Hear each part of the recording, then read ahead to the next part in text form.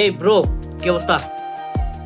এখানে আজকের ভিডিওটা হবে যে আমাদের এক বাঙালি ভাইকে নিয়ে।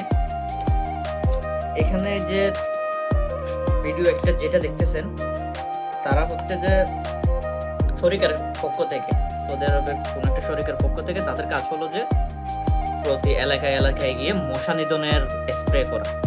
তো মশা নিধনের স্প্রে করা এবং ভিতরে দেয় কিনা জানি না, ঘরের ভিতরেও চলে আসছে আজকে।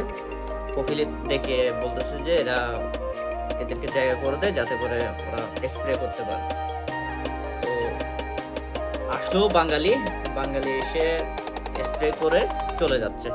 ওই সময় আমার কাছে এখানে কিছু চকলেট ছিল, তো বললো যে দে চকলেট, দে চকলেট খাই।